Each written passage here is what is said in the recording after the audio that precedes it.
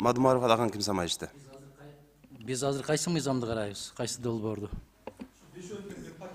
Бир пакет менен болбойт. Пакет менен кабыл алган заман өттү, бүттү, кетти, кайтпайт. Кудай кааласа кайтпайт. Пакет менен болбойт. Илгери жана килограммдап анан пакеттеп кабыл алган мыйзамдардын кесепетин көргөнбүз да. Биз ар бир болгондо да коопсуздук маселесине, таандык болгон маселени ар бир мыйзам долбоорун өзүнчө, ар биринен өзүнчө кабыл алышыбыз керек, талкуулашыбыз керек. Ошондуктан биринчи кайсы мыйзамды кабыл алабыз, эмнеден баштайбыз, ошону айтсаңыз, ошого жараша сөз кылалы. Адахан ким самайыш? Биз ирети менен эле баратабыз. 5 мыйзам долбоору кирди, аны ар бирин өзүнчө карап чыгабыз. Ошо азыр кайсысын карайбыз? Азыр 3-чү маселе мына Кыргыз Республикасынын улуттук коопсуздук органдары жөнүндө мыйзам долбоору. Биринчи окууга киргизилип атат, күн тартибинде 3-чү маселе. Жарайт, анда ошонан баштайлы. Ооба. Пакети менен кабыл алганыбыз болбойт. Биринчи суроо. Бул мыйзамдын долбоору 28 август 18 жылы кирген экен. Туура? 3,5 жыл башта. 3,5 жыл башта. 3,5 жыл башта өкмөттү башкарып аткан киши азыр кыргыз унутуп эле калды, андай кишинин болгонун Абылгазиев деген киши киргизген экен. Ошондо сурап атат. Кыргыз Республикасынын Жогорку Кеңешинин аталган мыйзам долбоорлорун кечиктирилгис катары кезексиз тартипте карап берсин деп.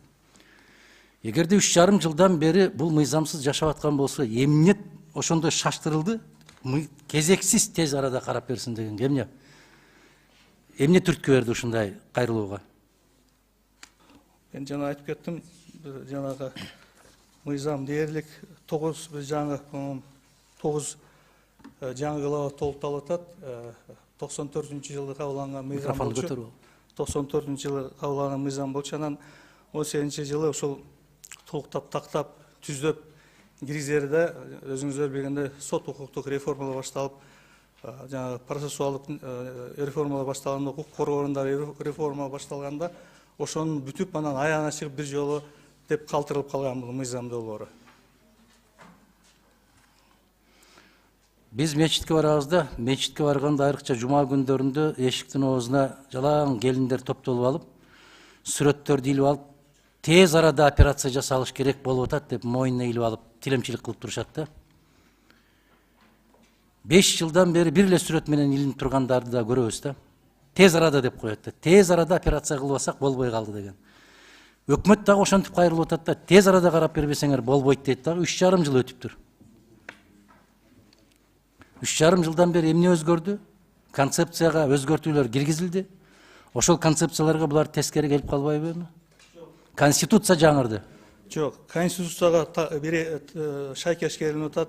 Жаңы кылмыш кодексине, кылмыш процессуалдык кодекстерине жана концепцияларга туура келип жатат. Баары эксперттер иштеп чыккан өз убагында. Эми ар бир мыйзамды кабыл алып атканда ушул эле сөздү айтабыз, бирок мен сиздерге урматтуу кесиптештер кайрылып кетейин.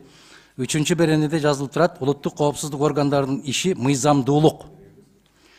Адамдын жана жарандын укугу менен эркиндигин урматтоо жана сактоо, гуманизм, улуттук коопсуздук органдарынын системасынын бирдиктүүлүгү, аларды башкарууну борборлоштуруу, жашырындык, иштин ачык жана жашыруун методдорун айкалыштыруу принциптеринин негизинде жүзөгө ашырылат.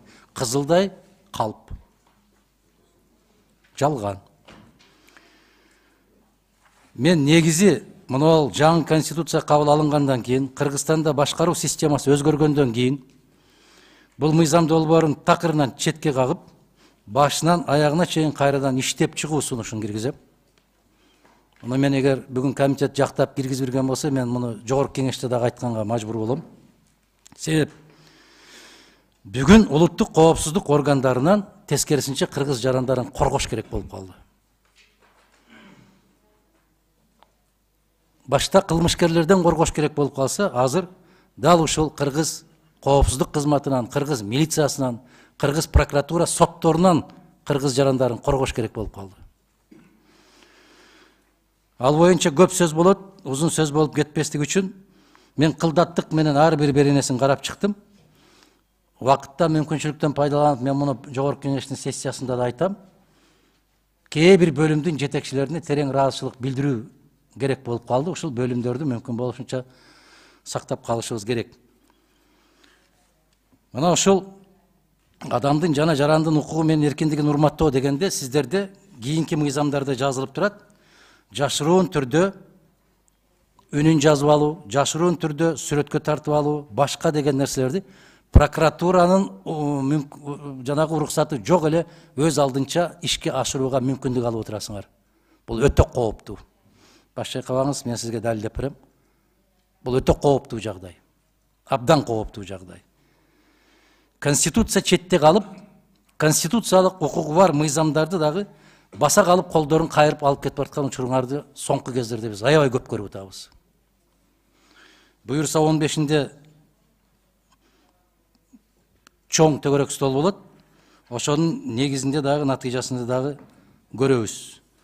Ошондуктан урматтуу Жанар Кубанычбекович, урматтуу кесиптештер, мен ушул пакет менен көтөрүп келген мыйзамдын бүт баарын Кыргыз Республикасынын баш мыйзамынын өзгөргөндүгүнө жараша, ыйгарым укуктардын кескин түрдө өзгөргөндүгүнө жараша, бул 18-жылы киргизилген.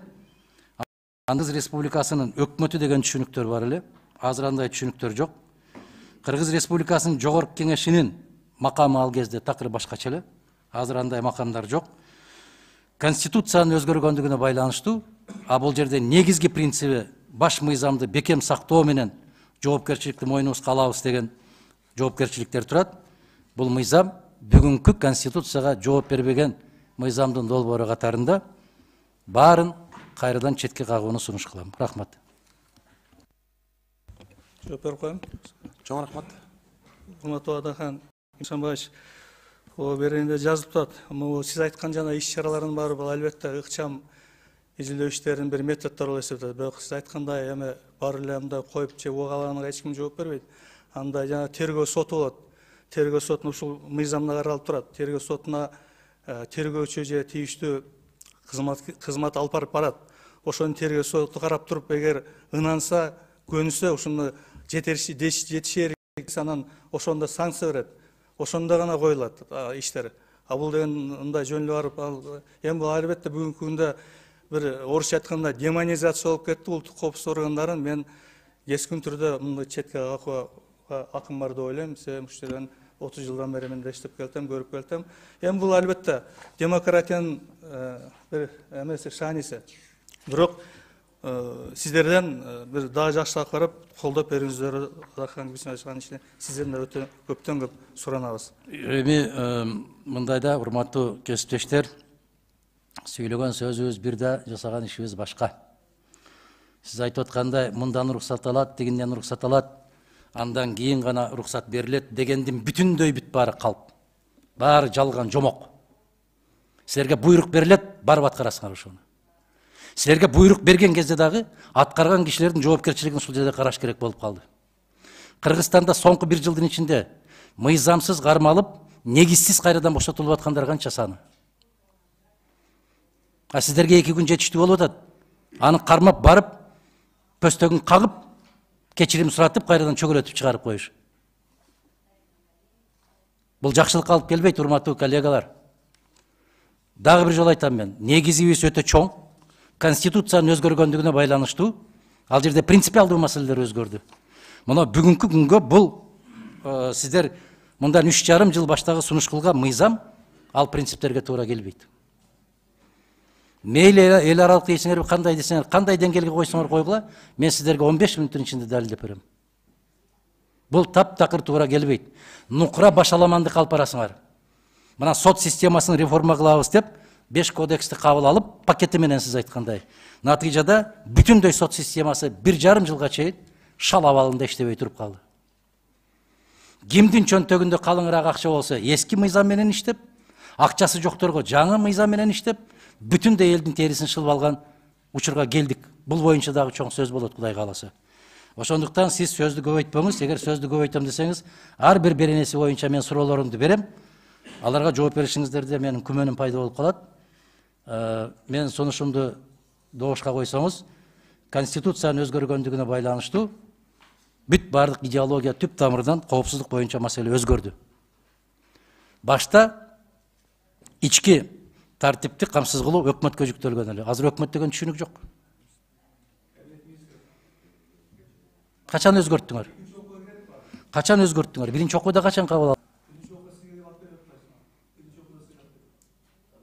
Жок, кечирип коебуз. Жок. Концепциясынан баштап аягына чейин мунун бүт баарын кайрадан карап чыгышыбыз керек, зарыл.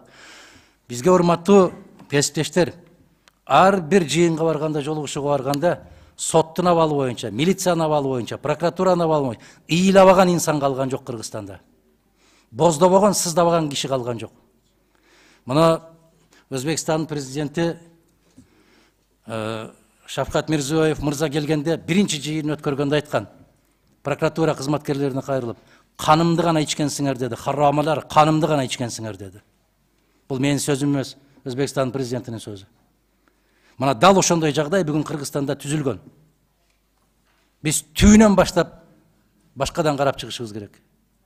Түйүнөн баштап биздин коопсуздук кызматкерлери элибиздин коопсуздугун камсыз кылат деген идеологияга өтүшүбүз керек. Ошон үчүн Жанар Кубанычбекович, менин сунушумду добушка коюң, өтпөй калса талкууну улантабыз, анда берине боюнча кетебиз. Рахмат.